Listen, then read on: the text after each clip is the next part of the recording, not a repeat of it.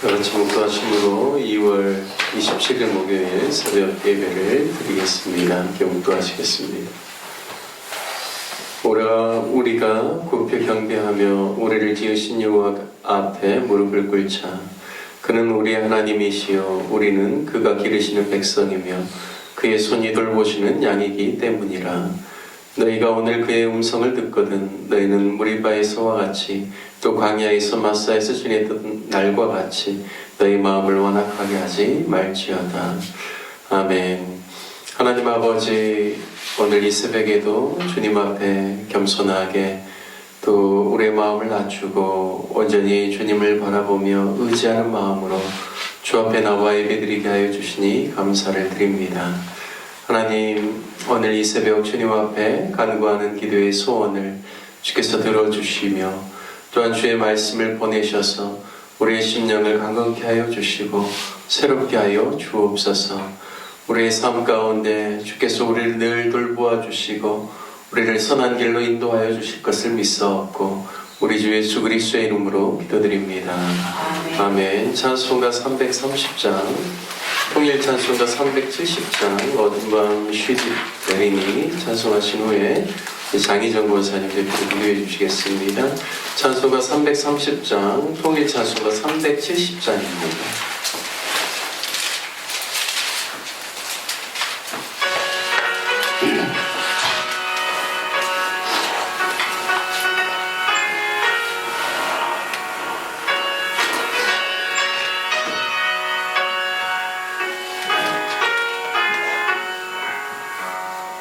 어둠 같이 들리니 내 직분 지켜서 찬 이슬 맺힐 때에 일찍 일어나 해 돋는 아침부터 힘써서 일하라. 이해할 수 없는 밤이 속히 오리라. 어둠 밤 시대이니 내 직분 지켜서 일할 때 일하면서 놀지 말아라. 낮에는 수고하나 쉴 때도 오겠네. 일할 수 없는 밤이 속히 오리라. 어둠 밤 시대이니 내 직분 지켜서 지으려 이 팀 곁에 힘써 일하고 그 빛이 나여서 어둡게 되어도 알 수만 있는 대로 힘써 일하라. 참 좋으신 하나님 아버지, 간밤에 저희들을 지켜주시고 붙들어주심을 감사합니다. 오늘 이 새벽 주님의 이름을 찬양하며 경배드립니다. 주님의 은혜로 하루를 시작하게 하심에 감사드립니다. 오늘도 주님의 말씀을 통해 우리의 삶이 변화되고 주님을 더 깊이 알아가게 하옵소서. 특히 우리 교회를 축복하여 주옵소서. 모든 성도들이 한 마음으로 주님을 사랑하며 서로 섬기게 하여 주옵소서. 오늘 하루를 온전히 주님께 맡깁니다. 감사와 찬송을 주님께 나아가는 삶이 살게 하옵소서. 우리 주 예수 그리스도의 이름으로 기도드립니다. 아멘. 이런 새벽에도 주님 앞에 나와 예배드리시는 우리 귀한 모든 성도님들 가운데 오늘 하루도 주님과 동행하는 삶의 기쁨을 누리시기를 주님의 이름으로 축복합니다. 오늘 함께 같이 나누실 말씀은 출애굽기 21장 말씀입니다. 출애굽기 21장 1절에서 36절 말씀을 저와 여러분이 한 절씩 교독하도록 하겠습니다. 출애굽기 21장 말씀입니다. 내가 백성 앞에 세울 법규는 이러하니라. 내가 히브리 종을 사면 그는 6해 동안 섬길 것이요 7째 해에는 몸값을 물지 않고 나가 자유인이 될 것이며 만일 그가 단신으로 왔으면 단신으로 나갈 것이요 장가 들었으면 그의 아내도 그와 함께 가려니와 만일 상전이 그에게 아내를 주어 그의 아내가 아들이나 딸을 낳았으면 그의 아내와 그의 자식들은 상전에게 속할 것이요 그는 단신으로 나갈 것이로되 만일 종이 분명히 말하기를 내가 상전과 내 처자를 사랑하니 나가서 자유인이 되지 않겠노라 하면 상전이 그를 데리고 재판장에게로 갈 것이요 또 그를 문이나 문설주 앞으로 데리고 가서 그것에 사다가 송곳으로 그의 귀를 뚫을 것이라 그는 종신토로 그 상전을 섬기리라. 사람이 자기의 딸을 여종으로 팔았으면 그는 남종같이 나오지 못할지며 만일 상전이 그를 기뻐하지 아니하여 상관하지 아니하면 그를 속량하게 할 것이나 상전이 그 여자를 속인 것이 되었으니 외국인에게는 팔지 못할 것이요 만일 그를 자기 아들에게 주기로 하였으면 그를 딸같이 대우할 것이요 만일 상전이 다른 여자에게 장가들지라도 그 여자의 음식과 의복과 동침하는 것은 끊지 말 것이요 그가 이 세 가지를 시행하지 아니하면 여자는 속전을 내지 않고 거저 나가게 할 것이니라. 사람을 쳐 죽인 자는 반드시 죽일 것이나 만일 사람이 고의적으로 한 것이 아니라 나 하나님이 사람을 그의 손에 넘긴 것이면 내가 그를 위하여 한 곳을 정하리니 그 사람이 그리로 도망할 것이며 사람이 그의 이웃을 고의로 죽였으면 너는 그를 내 제단에서라도 잡아내려 죽일지니라. 자기 아버지나 어머니를 치는 자는 반드시 죽일지니라. 사람을 납치한 자는 그 사람을 팔았든지 자기 수하에 두었든지 그를 반드시 죽일지니라. 자기 아버지나 어머니를 저주하는 자는 반드시 죽일지니라. 사람이 서로 싸우다가 하나가 돌이나 주먹으로 그의 상대방을 쳤으나 그가 죽지 않고 자리에 누웠다가 지팡이를 잡고 일어나 걸으면 그를 친 자가 형벌을 면하되 그가 내 손해를 배상하고 그가 완치되게 할 것이니라. 사람이 매로 그 남종이나 여종을 쳐서 당장에 죽으면 반드시 형벌을 받으려니와 그가 하루나 이틀을 연명하면 형벌을 면하리니 그는 상전의 제사님이라. 사람이 서로 싸우다가 임신한 여인을 쳐서 낙태하게 하였으나 다른 해가 없으면 그 남편의 청구대로 반드시 벌금을 내되 재판장의 판결을 따라 낼 것이니라. 그러나 다른 해가 있으면 값되 생명은 생명으로 눈은 눈으로 이는 이로 손은 손으로 발은 발로 된 것은 된 것으로 상한 것은 상함으로 때린 것은 때림으로 갚을지니라. 그 남종의 한 눈이나 여종의 한 눈을 쳐서 상하게 하면 그 눈에 대한 보상으로 그를 놓아줄 것이며 그 남종의 이나 여종의 이를 쳐서 빠뜨리면 그 이에 대한 보상으로 그를 놓아줄지니라. 소가 남자나 여자를 받아서 죽이면 그 소는 반드시 돌로 쳐서 죽일 것이요 그 고기는 먹지 말 것이며 임자는 형벌을 면하려니와 그 소가 벌레 받는 버릇이 있고 그 임자는 그로 말미암아 경고를 받았으되 단속하지 아니하여 남녀를 막론하고 받아 죽이면 그 소는 돌로 쳐 죽일 것이요 임자도 죽일 것이며 만일 그에게 속죄금을 부과하면 아들을 받든지 딸을 받든지 이 법규대로 그 임자에게 행할 것이며 소가 만일 남종이나 여종을 받으면 소 임자가 그 30세겔을 그의 상전에게 줄 것이요 소는 돌로 쳐서 죽일지니라. 사람이 구덩이를 열어두거나 구덩이를 파고 덮지 아니하므로 소나 나귀가 거기에 빠지면 그 구덩이 주인이 잘 보상하여 신생의 임자에게 돈을 줄 것이요 죽은 것은 그가 차지할 것이니라. 이 사람의 소가 저 사람의 소를 받아 죽이면 살아있는 소를 팔아 그 값을 반으로 나누고 또한 죽은 것도 반으로 나누려니와 그 소가 본래 그는 서로 소를 갚을 것이요 죽은 것은 그가 차지할지니라. 아멘. 오늘 출애굽기 21장 말씀을 통하여서 형제임을 잊지 말라라는 제목으로 말씀을 나누겠습니다.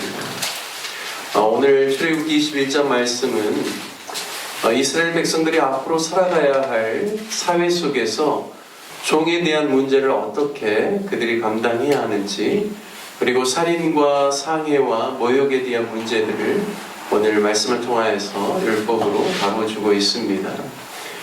십계명에 대한 말씀 이후에 곧바로 율례를 정하는데 오늘 보니까 제일 먼저 이야기하는 내용이 종에 대한 규례입니다.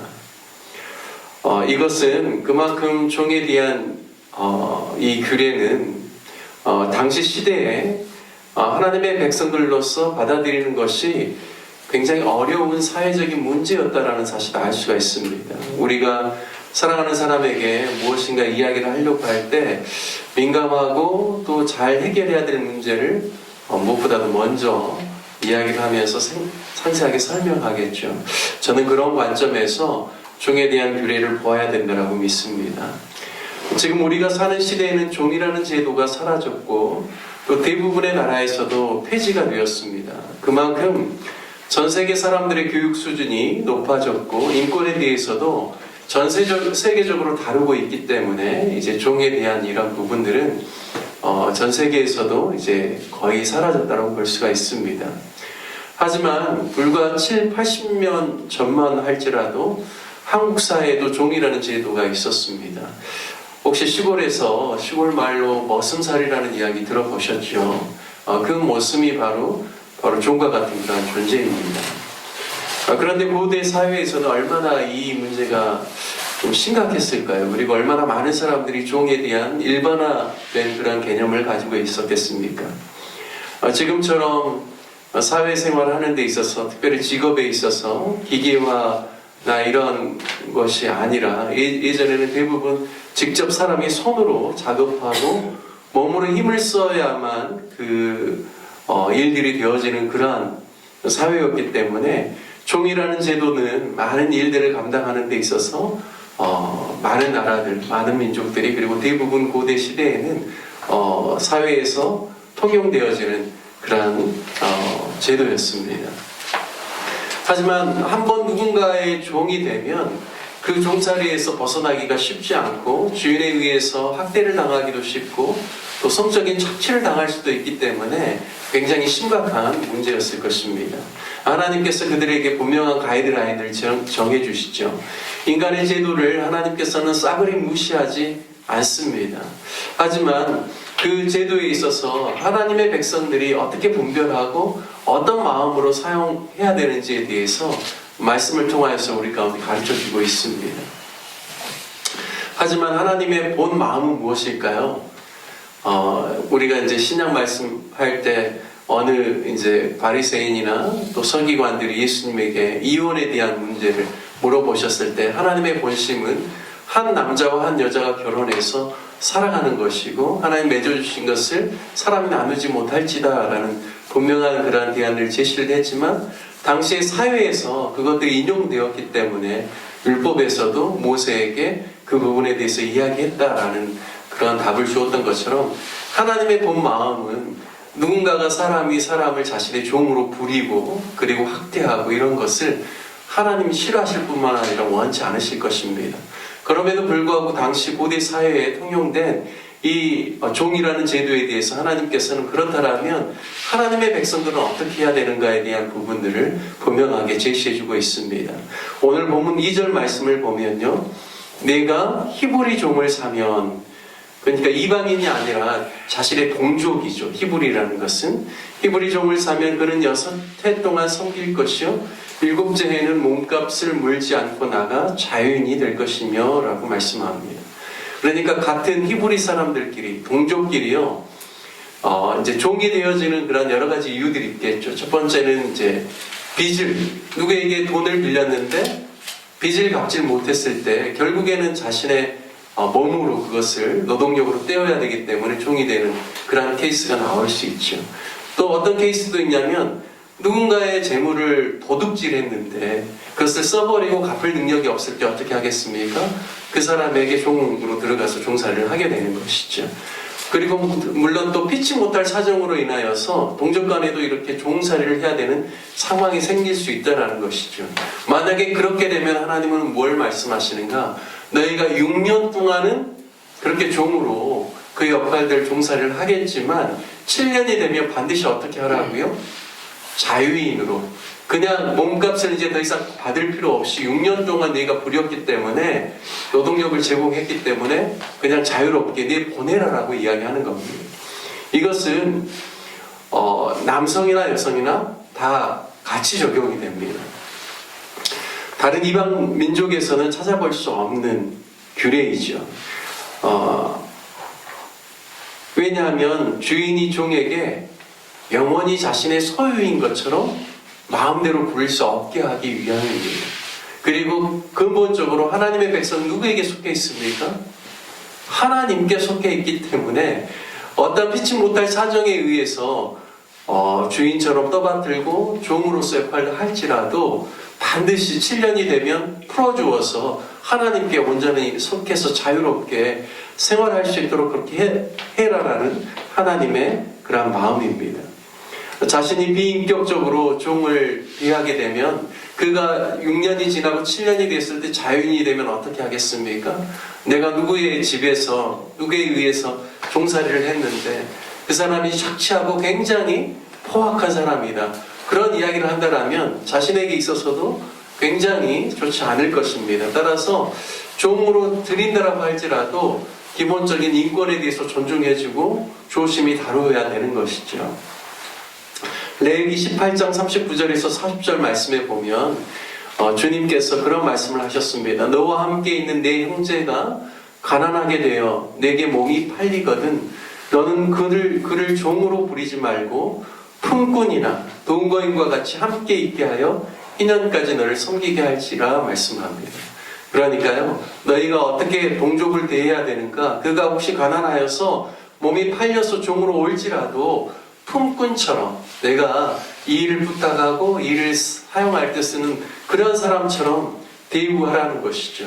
동거인, 집에서 함께 같이 거주하면서 생활하는 그러한 사람처럼 그를 여기고 대우해 주라는 것입니다.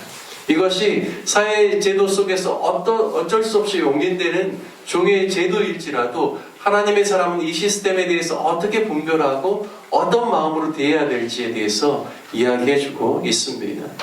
여러분 4절부터 그 이하를 쭉 보다 보면 좀 이해가 안 되는 부분이 있을 수 있습니다. 예를 들어 3절에 보면 단신으로 왔으면 단신으로 나갈 것이요 장가들어서 아내와 함께 그 집에 종살이를 했다면 아내와 함께 나갈 것이라고 이야기합니다. 그러니까요, 단신으로 들어왔으면 단신으로 나가는 것이 원칙이죠. 그런데 단신으로 들어왔는데 종을 보면서 그 주인이 다른 여종을 그에게 아내를 주게 되면 그가 이제 자유의 몸으로 나갈 때 누구는 두고 나가라고요? 그에게 자신의 여종을 아내로 주었던 그 여종에 대해서는 그대로 그 집에 놓고 가라는 것이죠. 왜냐하면 그 주인의 소유이기 때문에. 그리고 그 여종을 통해서 난 자녀들도 주인의 소유가 되기 때문에 그것에 대해서 놓고 가라는 것입니다. 하지만 종살이를 하러 온 남자가 내 주인이 나의 상전이 너무 좋을 뿐만 아니라 그가 나에게 준 아내와 내 자녀에 대해서 내가 계속해서 이들과 함께 같이 주인과 더불어 살고 싶다라는 마음이 들면 어떻게 하라고 하냐면 그가 이제 영원히 계속해서 주인과 살 수 있도록 그를 이제 데리고 가서 그 귀의 송곳을 뚫고 이제 아예 그에게 속하게 하는 그러한 규례도 이렇게 이렇게 말씀을 통하여서 우리가 확인할 수 있습니다. 그리고 이제 7절 이제 이후에 보면 사람이 이제 가정 형편이 어렵고 무슨 일이 이렇게 어려운 일이 생겨서 자신의 딸을 종으로 보낸 경우에는 일반적으로 남종처럼 어떤 노동력을 제공하는 일로 6년간 섬겼다라면 당연히 보내줘야 되겠죠. 그런데 형편이 어려워서 자신의 예를 들어 딸을 종으로 보냈을 때